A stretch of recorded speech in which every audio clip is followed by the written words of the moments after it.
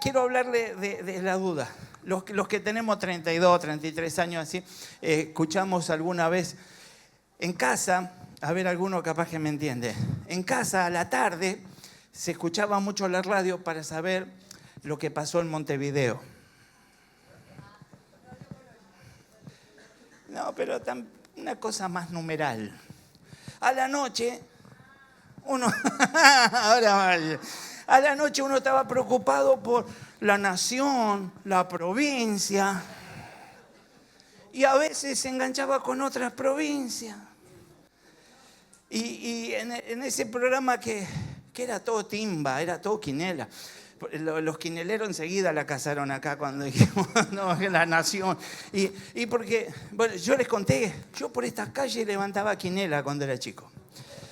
Y ahora levanto para Cristo en el nombre de Jesús. Pero por eso yo sé predicar en quinelero. Por eso yo les sé decir que lo único que los puede limpiar es la 18 de Cristo. Y es a través, cuando digo Cristo, puedo decir la 18 del 33, que es Jesucristo. Entonces podemos seguir así. No importa, aunque hayas tenido una 79 en la vida, vos podés levantarte en el nombre de Jesús. Entonces, pero eso era al principio cuando predicaba. Muchos no entendían después. Entonces, predicamos en el nombre de Jesús mejor. Pero antes era muy común jugar a la quinela. Casi normal. ¿Cuántos jugaron a la quinela alguna vez? Levántate, ahora que levantaron, ya que está, levantemos, dale. Así para probar qué sienten los mundanos, ¿no? Así. Y bueno, cuando escuchábamos esa radio, en mi casa había, por supuesto, unos hitazos de aquello de tiempo, y había una cumbiancha que su letra rezaba de esta manera. La duda es macanuda. Y a medida que uno va entendiendo qué es la duda, no entiende por qué. Por ahí hice un intento de analizar la parte buena de esto, ¿no? Y dije, por ahí, uno que no se manda directo, que por ahí duda. Y la palabra no sería duda, sino que analiza antes de actuar. Pero aquel que se manda directo posiblemente puede tener una mala experiencia, y aquel que duda posiblemente pueda salir de esa situación en victoria. Pero el que empieza dudando generalmente continúa dudando, en todo duda. Y la idea es que hoy podamos hablar de la duda. ¿Sabes? Tenía una frase que escuché que me encantó. Y es, nunca dudes en la oscuridad de lo que Dios te mostró en la luz. Saqué como 5 o 6 prédicas y me quedo corto, me falta más todavía. Hay un montón para sacar de esta frase. Me voy a quedar ahora en un primer momento con la duda, solo con eso. Pero tenemos para hablar de la oscuridad, tenemos para hablar de aquello que me es revelado, aquello que me ha mostrado el Señor, aquello que me iluminó. Y ahora, cuando estoy en la oscuridad, dudo, me despojo, me alejo. Dejo de vivir como vivía en la luz. A veces hace falta un paso para ingresar en la oscuridad. Y allí empiezo a vivir de la manera que no corresponde y a hacer todo lo que no tengo que hacer. Y empiezo a permitirme algunas cuestiones que pertenecen a ese reino, el reino de las tinieblas. Y eso es porque comienzo a dudar de la revelación que yo tuve cuando estaba en luz. Porque estuvimos cantándole al Padre como hijos. Y si somos hijos, verdaderamente debemos conducirnos siempre como hijos, cerca del Padre, en la adoración de la iglesia, en casa, enojados, tristes, contentos, pero siempre con actitud de hijo, siempre con la intención de volverme a Jesús. Lo que yo no puedo hacer es darme permisos para permanecer en esa atmósfera de tinieblas. Tengo que renunciar a eso en el nombre de Jesús. Así que la idea es que hoy podamos meditar qué hay detrás de la duda. Decirle que está al lado, ¿qué hay detrás de la duda? Y vos contestale, no sé. Pero antes de empezar a hablar de la duda, La idea es que podamos introducir, entendiendo que muchas veces lo que opera previo a la duda es un espíritu de temor. Segunda de Timoteo 1, versículo 7, dice, porque no nos ha dado Dios espíritu de cobardía, sino de.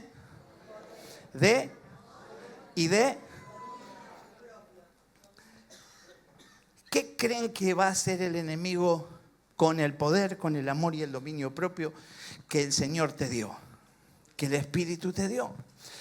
El enemigo quiere llevarte al estado de cobardía. Intenta todo el tiempo llevarte a ese estado. Y para eso se levanta contra el poder de Dios que está en vos. Se levanta contra el amor que está en vos. Y se levanta contra el dominio propio que está en vos. Por eso es que a veces terminamos actuando como no quisiéramos actuar. Por eso es que a veces terminamos deformando el amor y llevándolo al capricho, a la dureza del corazón. A veces mal usamos el poder y creemos que el Señor nos dio poder para trabajar como si trabajáramos con un genio de la lámpara. Y en vez de frotar la lámpara, frotamos la Biblia y le decimos, Señor, concédeme deseos, concédeme deseos. Un hijo no se maneja así con su papá, menos con su papá Dios. Un hijo se maneja dándole adoración, alabanza, dando por entendido que hay consecuencia positiva, que hay gracia, que hay favor de Dios para sus hijos y entendiendo que Dios tiene cuidado de cada uno de nosotros. Así que estas tres cosas, las que ataca Satanás en una persona, en un creyente, llegan a ser conmovidas y muchas veces nos detiene en el comienzo de nuestra relación. Quiero ser sincero, hay algunos de ustedes que Satanás no los puede tocar. Ven, como quiera. Y hay algunos de ustedes que lo tiene de hijo. Esa está más clara, ¿no? ¿Y qué es lo que queremos cada uno de nosotros? Si yo soy de Cristo, quien tiene el gobierno de mi vida es Cristo. Y Satanás puede intentar seducirme, puede intentar enredarme, puede desear confundirme, pero yo tengo la victoria en Jesús. Así que se levanta contra el poder. Poder en la palabra del original es dunamis, diga conmigo, dunamis. Esto es poder sobrenatural de Dios. Eso es lo que vos como creyente tenés por la presencia del Espíritu Santo en tu vida. Vos tenés poder de Dios. Ahora, ¿vos te crees que el enemigo va a estar contento con que vos seas poseedor, portador y artífice de la obra que el Señor quiere hacer a través de ese poder en tu vida? Seguro que no, se va a levantar. También en vos está amor. Un amor, nosotros conocemos el amor, la palabra amor como una sola palabra, pero el amor en el griego, que es como se escribió en la Biblia, aparece en varias menciones. Por eso cuando hablamos del amor, hablamos del amor ágape, que es el amor de Dios. Ya no es el fileo, no quiero meterme en otros temas, pero sí es el amor de Dios. Y eso es lo que nosotros tenemos, y ese amor de Dios que te lleva a tener una compasión que otros no tienen, que te lleva a morir a vos mismo porque valorás y estimás valioso al que está cerca tuyo. Ese amor de Dios es el que el diablo intenta quitar de tu vida. El dominio propio. La palabra es sopornismo. Decirle que está al lado. Sopornismo. Viene de la combinación de sos, que es seguro, y de pren, que es la mente. O sea, alguien que piensa seguro, alguien que tiene seguridad en sus pensamientos, establece algo, lo determina y es porque está unido al Espíritu Santo. Ahora, ¿qué haría el diablo? Seguramente crear inseguridad en tu vida para que vos seas otro más de los que dudan, para que seas otro más que cuando tiene una buena acción para hacer dice, y no sé si es tan buena, y no sé si se lo merece, y no sé si es el momento, y no sé si corresponde, y no sé si tengo que ser yo el que lo haga, y no sé, y entonces llega el momento en que quien está teniendo el dominio de la situación es el enemigo. ¿Por qué ataca entonces estos tres elementos? El poder. Cuando el demonio del temor está en la vida del creyente, le quita poder. Le quita poder. Y lo lleva a una vida inútil e inservible. No le digas nada a nadie. Muchas personas son talentosas. Decirle que está al lado, está hablando de vos. Y tienen dones. Vos respondele, decirle, y de vos también. Pero no los desarrollan porque son cobardes. No eran. Pero no los desarrollan porque están acobardados. Y están bajo el dominio del espíritu de temor. Su fe se debilita y no pueden conquistar porque en la frustración y en la derrota es donde terminan. Por eso yo ya no puedo dejar que el espíritu de temor toque mi vida. Toque mi vida. Tengo que levantarme y tengo que manifestar el poder de Dios. El poder de Dios. A veces la iglesia ha malentendido y cree que el poder de Dios es aquel que se manifiesta en los momentos de gloria. Y eso sí es poder de Dios. Pero el poder de Dios es el que te hace caminar confiado. Es el que te hace tomar decisiones precisas. El que te hace vivir estable una vida de Cristo. El que te permite que vayas en crecimiento y no bajada subida, derrapada, otra vez vuelta y etcétera. Entonces somos los que nos afirmamos en el Señor. El amor, cuando una persona está bajo el temor, no puede amar, porque siempre tiene desconfianza. ¿Cuántos son? Bueno, desconfío que me digan la verdad. Tiene desconfianza, inseguridad. Quizás Dios te está hablando hoy. Quizás hay en tu vida desconfianza, inseguridad. Y hoy puedas resolver que simplemente se trata de echar fuera ese espíritu de temor de tu vida. El temor en el amor trae celos.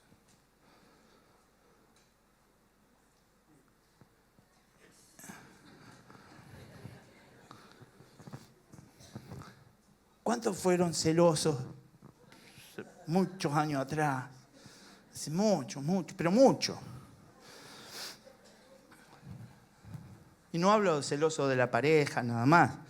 Celoso cuando el otro brilla más, cuando al otro le va mejor. A vos te tiran un fulbito, haces así, le erraste. Al otro le tocan un fulbito y está todo jueguito. Y no sé cómo hace, pero... Y a vos te dices, ¿cómo puede ser que la haga tan bien este? El otro se pone una verdulería. A los 2 meses tiene un puesto en el mercado central. A los 3 años tiene campo por toda la Argentina. Vos te pusiste un supermercado, se te desenchufa la heladera, se te pudre todo. Querés vender lo que está en la estantería, está todo lleno de gorgojos. La gente habla mal de vos, te lo clausuran. Y vos decís, ¿cómo puede ser que el otro y a mí?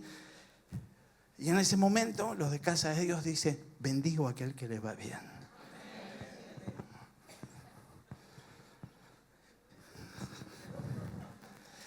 Pero entonces cuando ese amor está de alguna manera afectado por el espíritu del temor, trae celos, trae contienda. ¿Cuánto le hicieron mal a alguien que aman? Lo maltrataste, la maltrataste. Generalmente las mujeres de Casa de Dios son muy amables con sus esposos. Pero pudiera ser. Y pudiera ser que entre amigos. Pudiera ser que entre compañeros. Pudiera ser que en algún ámbito alguien termina llevando adelante ese perfil afectado por ese espíritu inmundo. Y por último, por supuesto, los celos en el amor llevan a la destrucción de toda relación, ya sea laboral, ya sea amorosa, ya sea familiar. Es destruida. Por eso tenemos que entender que cuando hay celos, está en acción ese espíritu inmundo de temor. Y lo tengo que echar de mi vida en el nombre de Jesús. También tenemos afectado el dominio Cuando la Biblia dice dominio propio, el enemigo se levanta contra eso, estamos en problemas. Una de las cosas que hace el demonio de temor es hacer que yo pierda la calma y la paz. ¿Entienden? ¿Entienden o no? Bueno, yo pierdo la calma, pierdo la paz cuando ese demonio me afecta. Voy a apelar al original. ¿Cuántos son calentones? Si alguien pasa por al lado y yo,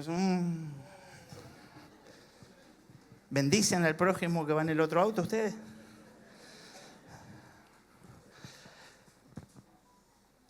Hay toda una fila de asientos ocupada. Se para uno. Queda libre ese asiento.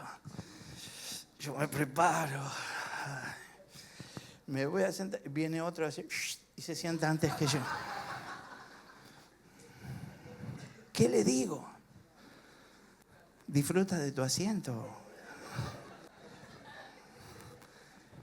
Qué heavy, ¿no? A veces bancar algunas cosas, pero los de casa de Dios tenemos dominio propio. Porque cuando viene este espíritu de temor, hace que perdamos la calma y que perdamos la paz. El temor nos lleva a la misma depresión, nos lleva a la desesperación. Si hay depresión, si hay desesperación, en algunos casos lleva hasta el suicidio. Una persona con temor está desequilibrada, pierde el control de sus emociones, puede llegar a la depresión y hasta la misma locura. Pidámosle a Dios que nos advierta, que sea sensible percibir a ese espíritu inmundo cuando se está levantando contra nosotros y en especial contra el dominio propio, para que yo pueda andar por la vida con esa seguridad que tenemos los hijos de Dios. Sabemos que la vida cristiana entonces empieza y continúa por la fe. Porque yo tengo una medida de fe, pude creer en mi Salvador, pude aceptarlo como Señor de mi vida y puedo permanecer por esa fe en Él. Por esa fe le creo a cada una de las promesas y por esa fe permanezco hasta el día que me toque estar delante de Él para la gloria del Santo. Así que la fe no es algo común ni algo sencillo, es algo poderoso y viene de Dios a nuestras vidas. Ahí es donde entra el enemigo de la duda. Ahí es donde mi fe puede ser afectada. La duda.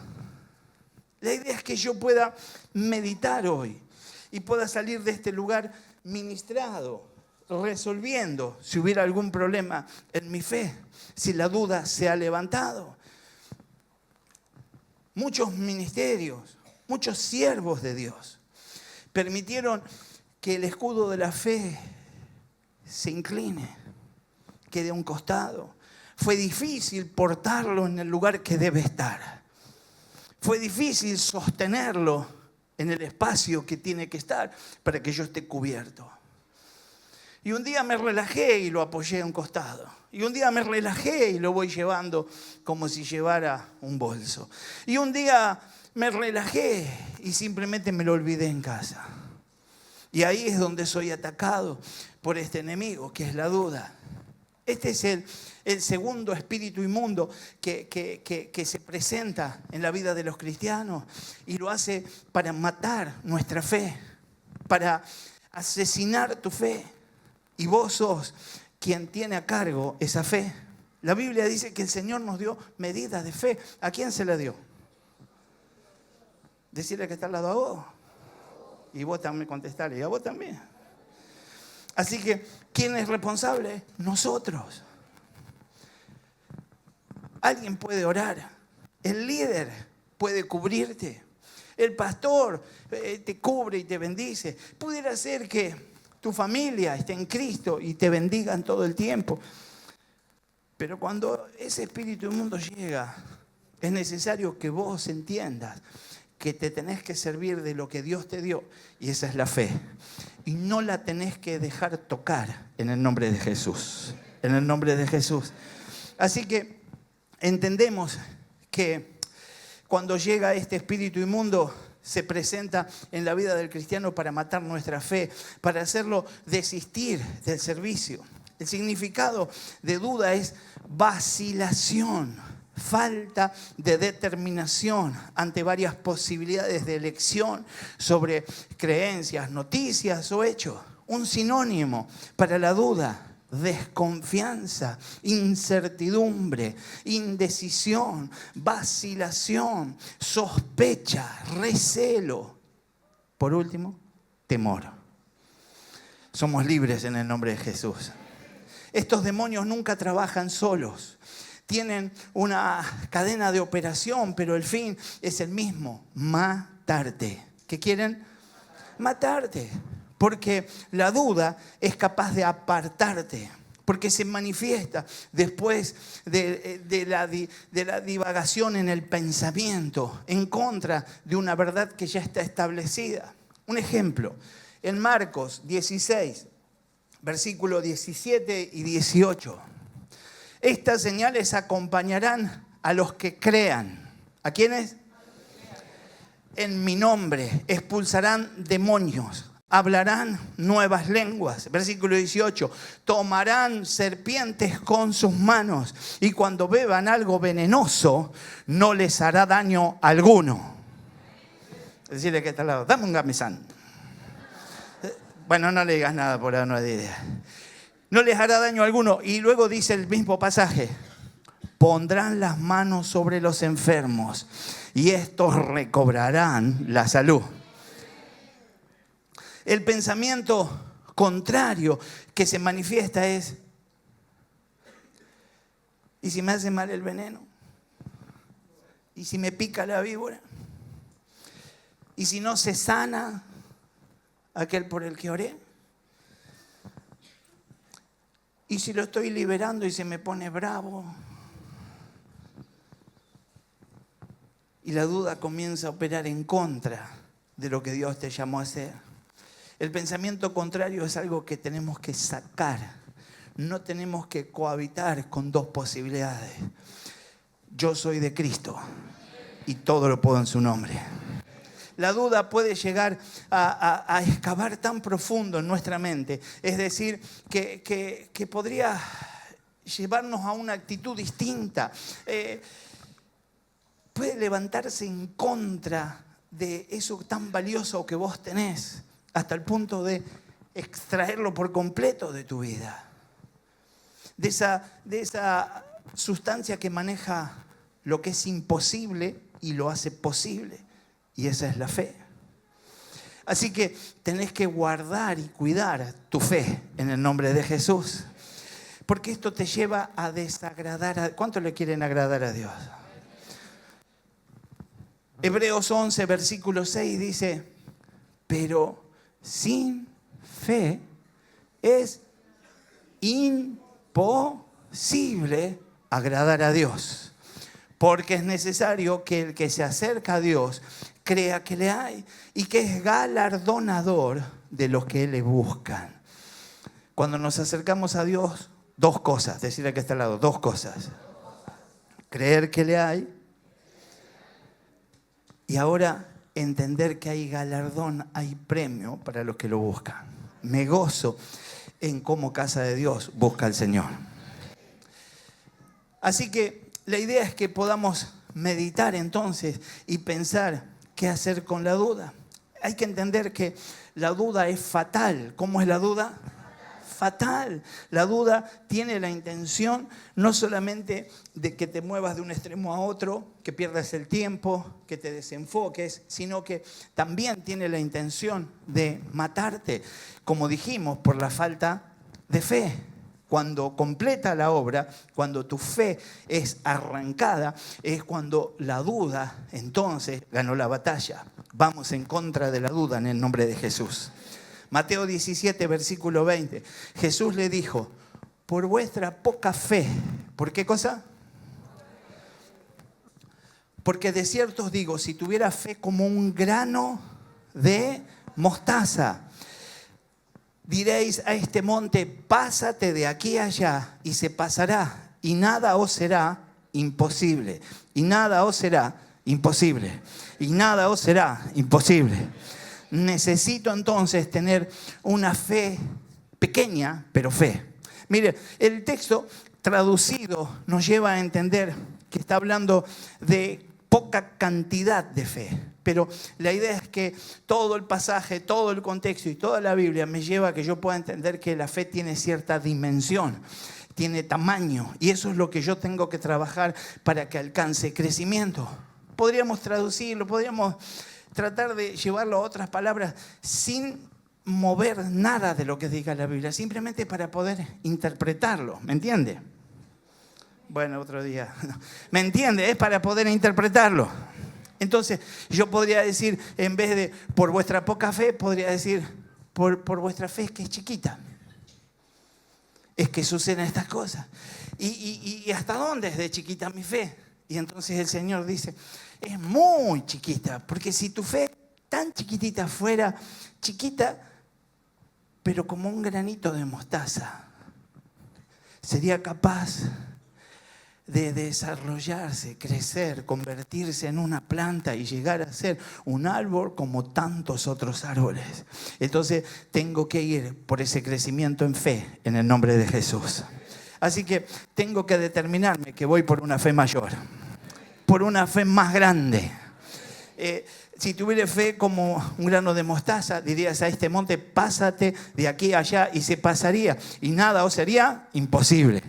Por naturaleza, el hombre es desconfiado, incrédulo.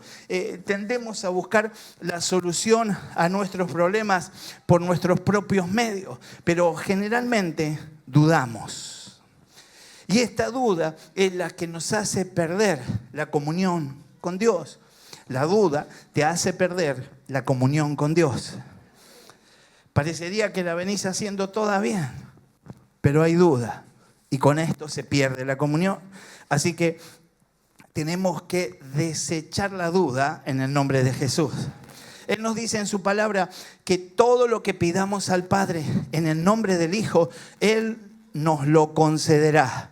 Pero en nuestra naturaleza pecaminosa, lo primero que pensamos es que Dios no va a ser capaz de hacerlo conmigo, no va a ser capaz de hacerlo en esta iglesia, no va a ser capaz de hacerlo en este barrio, no va a ser capaz de hacerlo con mi familia, no va a ser capaz de hacerlo con mi marido, no va a ser capaz de hacerlo con mi esposa, con mi hijo no creo que lo haga. Lo importante es que yo crea que el que lo hace es Dios, el que lo hace es Dios. Así que la idea es que tengo que entender que algunas cosas no se alcanzan porque de alguna manera dudamos. Decirle que está loco, ¿por qué dudas?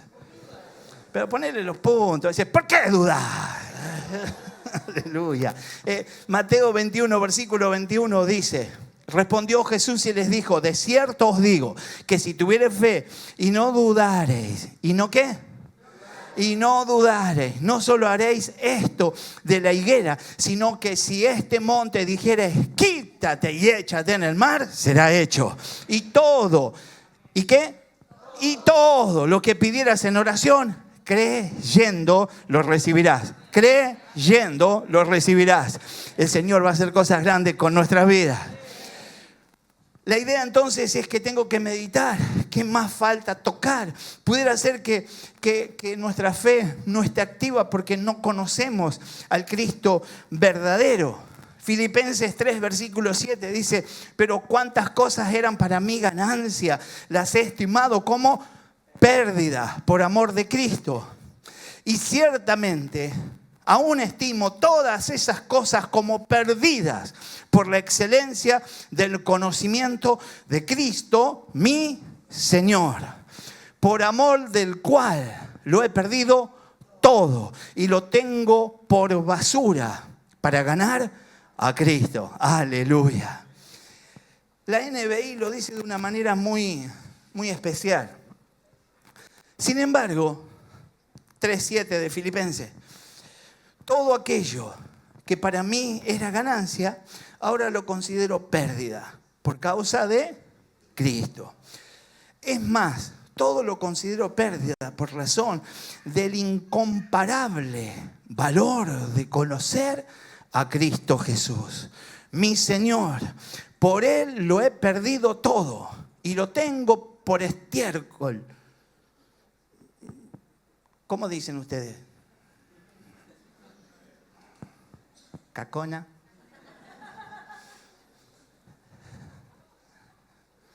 Justo dice así, ¿no? Entonces entendemos que todo lo anterior, todo lo que no es de Cristo lo tengo que tener a ese nivel. Y lo tengo que desechar de mi vida en el nombre de Jesús. A fin, dice el texto, de ganar a Cristo. Cristo me hizo salvo, me hizo libre, pero yo soy el que conservo mi relación y mi relación se hace fuerte y la duda pierde espacio en mi corazón y en mi vida cuando yo todo lo demás lo descarto, todo es desecho, lo más importante es Cristo en mi vida. Ahora, pensá en tu vida, tu juventud. ¿Querés aprovechar tu juventud? ¿Crees que sos digno de disfrutar un poquito de mundo? ¿Será que querés pecar un poco y volver? Hoy podés tomar una decisión y ser de aquellos que consideran todo como un desecho cloacal, si querés llamarlo un poco más fino, y entender que lo mejor que te pasó es Cristo. Así que tenemos que determinarnos para que entonces podamos alcanzar esa fortaleza y con esa actitud rechazar todo lo que el mundo promueve. Quizás la duda va cobrando algún sentido en mi vida o va ocupando un espacio porque no lo sigo. Quizás sigo al pastor, sigo al líder, quizás sigo a un predicador por TV, por los medios, por las redes. Quizás sigo la religión, pero no estoy siguiendo a Cristo. Primera de Pedro 2:20 dice, pues, ¿qué gloria es si pecando sois abofetados y lo soportáis? Es claro el pasaje que nos está diciendo, ¿qué tiene de bueno? Que digas, me estoy bancando, que las cosas no me van bien. Mas, si haciendo lo bueno sufrís y lo soportáis, esto ciertamente es lo aprobado delante de Dios. Muchas de las cosas que nos pasan en la vida son consecuencia, porque errar trae consecuencia.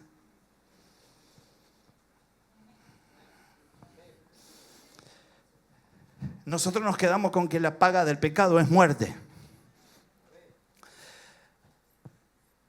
Pero cuando vamos a Cristo y somos redimidos y limpiados por su sangre, aunque ya no hay un condicionamiento ni hay algo que se levante en contra mío desde los cielos, yo acarreo consecuencias de lo que hice aquí en la tierra. Y acarreo consecuencias a través de lo que sembré. Y lo que yo siembre es lo que voy a cosechar. Si yo produje dolor, posiblemente coseché dolor. Si yo siembro indiferencia, posiblemente coseche indiferencia. Y así sucesivamente. No quiero entrar en los detalles de consumir algún tipo de sustancia, de consumir pornografía, de consumir pecado, de llevar adelante una vida llena de errores, de creer que me tomo un permisito y que eso no va a producir nada. Y lo peor es que a veces soy yo el que genera mal sobre los que están a mi alrededor. Pero puedo determinarme en Cristo a echar fuera de mí la duda y todo espíritu inmundo que me lleva a dudar y vivir firme en Jesús para la gloria de Él. Pues para esto fuiste llamados, dice el versículo 21, porque también Cristo padeció por nosotros, dejándonos ejemplo para que sigas sus pisadas. Primera de Pedro 2:20, pero en la versión de la NBI dice, pero ¿cómo pueden ustedes atribuirse mérito a algunos si soportan que los maltraten por hacer el mal? En cambio, si sufren por hacer el bien, eso merece elogio delante de Dios. Para esto fueron llamados, porque Cristo sufrió por ustedes, dándole ejemplo para que sigan sus pasos. Quiero ser práctico con esta palabra. Si yo me paro acá en la avenida y espero que pase un camión con un chofer grandote, de esos que llevan un palo ahí abajo, y le tiro una piedra y le rompo el parabrisas, ¿cómo creen que me va a quedar la cabeza? Cuadrada de los garrotazos que me va a dar. Son consecuencias de mis actos. Ahora, yo no puedo entrar y decirle, qué vida que me tocó, mira cómo tengo la cabeza toda rota por ese camionero que no es capaz de bancarse una piedra en el parabrisas y yo estoy acá herido. Quiero decirte que más de una vez nosotros estamos pagando consecuencias de nuestros errores y queremos venir a llorar porque el camionero se enojó. Tomemos autoridad en Cristo y entendamos entonces que lo que Dios exalta, valora y es capaz de ministrar y bendecir es aquel momento donde yo no tiré ninguna piedra, donde yo no le hice nada a nadie, pero salgo a la puerta y me dan un garrotazo igual. Y entonces sí puedo ir a Cristo y decir, Señor, yo me banco el garrotazo por vos. Y en el cielo va a haber fiesta y el Señor va a decir, este es un hombre de Dios. Amén. ¿O no amén? ¿Cómo podemos ver entonces nuestro Señor Jesucristo nos está diciendo que si tenemos suficiente fe y no dudamos, seríamos capaces de hacer cosas increíbles, que todo lo que pidamos en oración, creyendo, Él lo va a conceder. Lo va a conceder. Debemos también entender que hay que creerle todo a Jesús. Todo a Jesús. Vino pues Jesús, dice Juan 4:46, otra vez a Caná de Galilea, donde había convertido el agua en vino. Había en Capernaum un oficial del rey cuyo hijo estaba enfermo. Cuando oyó que Jesús había llegado a Judea y a Galilea, vino a él y le rogó que descendiese y sanase a su hijo. ¿Qué le rogó? Que descendiese y que sanase a su hijo, que estaba a punto de morir. Medio ahogado. No soy yo, es el sonido. Aleluya. No sé si lo queremos cambiar. ¿Se escucha cada vez peor? Qué feo que se rían así de mi problema. Pero bueno, perdonalo, Señor. Y entonces sigo la lectura de la palabra. Cuando oyó que Jesús había llegado de Judea a Galilea, vino él y le rogó, desciende y sana a mi hijo. Esto estaba pasando, dice el texto que estaba a punto de morir. El versículo 48 dice, entonces Jesús le dijo, si no vieres señales y prodigios, ¿no creerías? El oficial del rey le dijo, Señor, desciende. Dale. Aleluya. 2, aleluya, 3. 64, aleluya. Me parece que lo apagué también.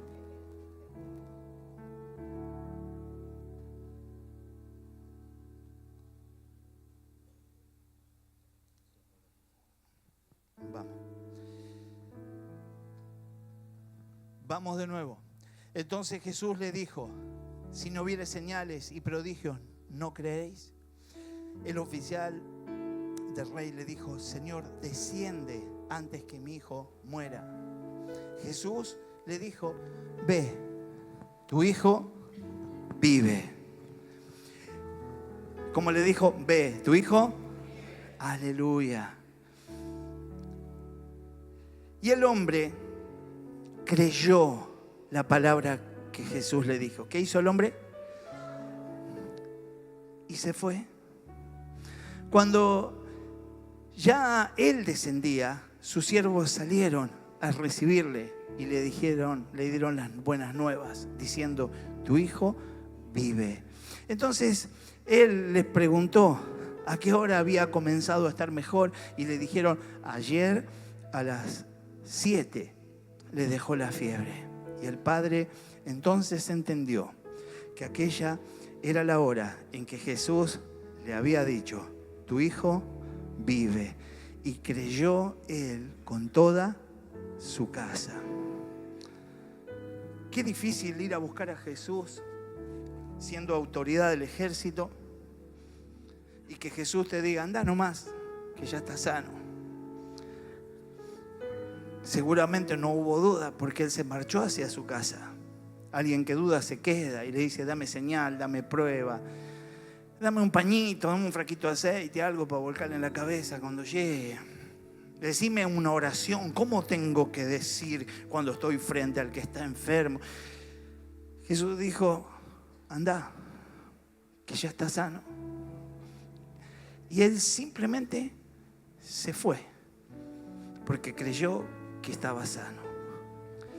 Dios nos dé gracia para poder manejar nuestra fe a este estilo y a esta forma.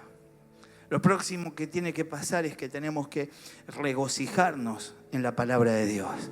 El Salmo 1, versículo 1 dice, bienaventurado el varón que no anduvo en consejos de malos, ni estuvo en camino de pecadores, ni en silla de escarnecedores se ha sentado, sino que en la ley de Jehová está su delicia. ¿Dónde está su delicia?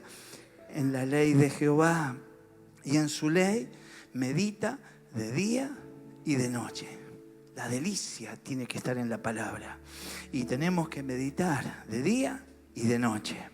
Salmo 1, pero ahora, versículo 1, pero de la NBI dice, dichoso el hombre que no sigue el consejo de los malvados, ni se detiene en la senda de los pecadores, ni cultiva la amistad de los blasfemos, sino que en la ley del Señor se deleita y día y noche medita en ella. Solo así entonces es como Cristo nos va a escuchar. El Salmo 34, para que ya vayamos cerrando, dice, este pobre clamó y le oyó Jehová y lo libró de todas sus angustias. Este pobre clamó y le oyó Jehová y lo libró de todas sus angustias. Él nos va a salvar. Juan 5, versículo 24. De cierto os digo que el que oye mi palabra y cree al que me envió, tiene vida eterna. Y no vendrá a condenación, mas ha pasado de muerte a vida. Mas ha pasado de muerte a vida. Yo le creo a Dios. Ahora, para que ya cerremos con una oración teniendo claro cómo es y cómo trabaja la duda. ¿Por qué tengo que estar atento a la duda? Porque la duda te mata. La duda te asesina. Juan 3, versículo 16, un pasaje que usamos mucho para predicarle a la gente.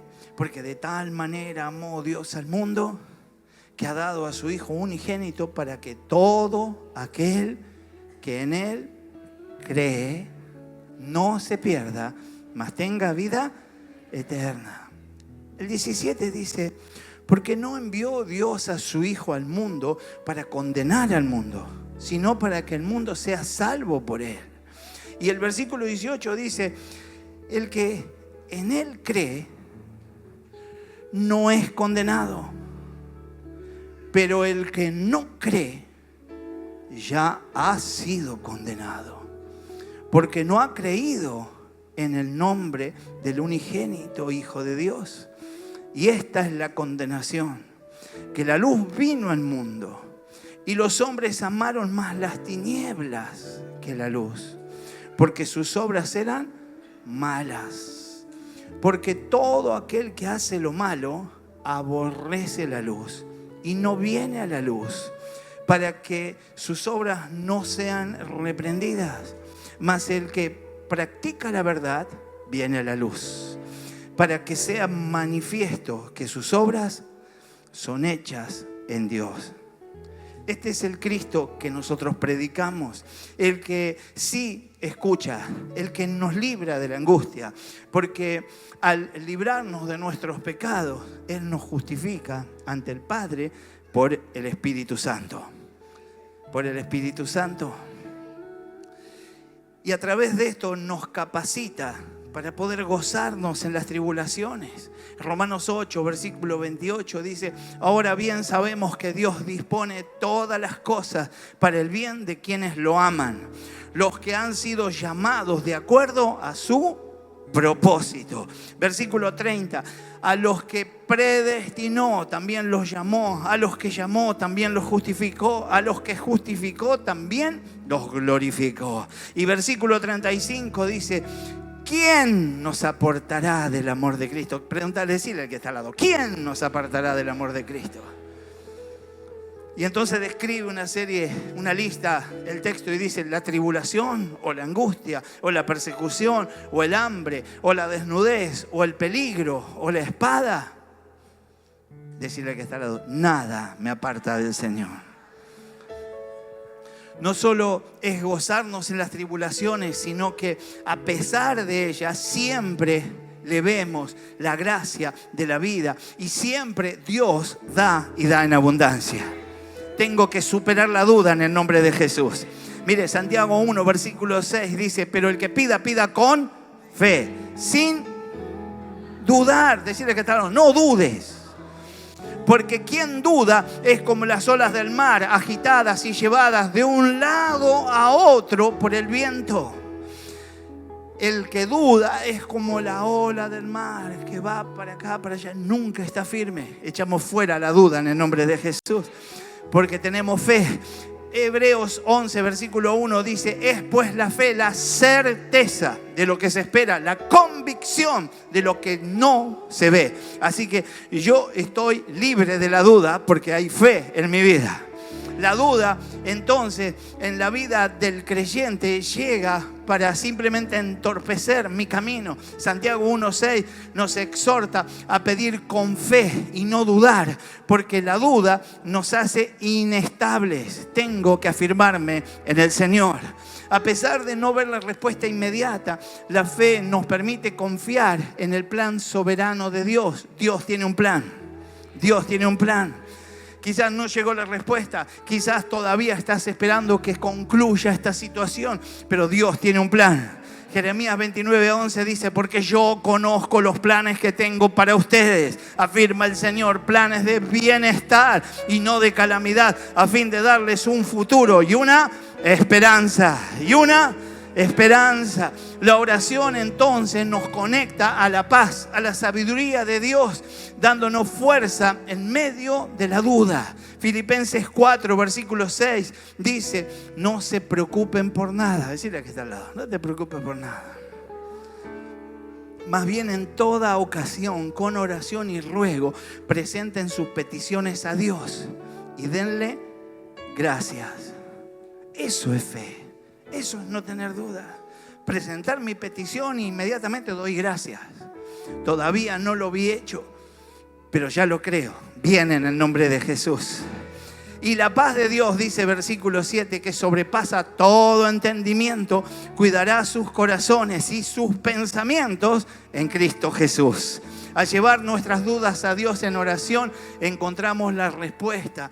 Recibimos el consuelo. Dios tiene algo grande para nosotros. Cerramos entendiendo que necesitamos manifestar que no hay duda a través de la obediencia. Somos obedientes. Somos obedientes. Al actuar en fe, aunque tengamos dudas, descubrimos que Dios siempre es fiel. Proverbios 3, versículo 5 dice: confía en el Señor de todo corazón. No te apoyes en tu propia inteligencia. Reconócelo en todos tus caminos y Él enderezará tus sendas. Es un buen momento para decirle al Señor que vamos a tomar una acción de obediencia, que vamos a fortalecernos y vamos a pedir que nos auxilie en nuestra confianza para estar confiados en el Señor y para determinar que esto nos va a alejar de la duda y nos va a llevar al terreno de las bendiciones por fe. Ponete de pie y vamos a estar orando.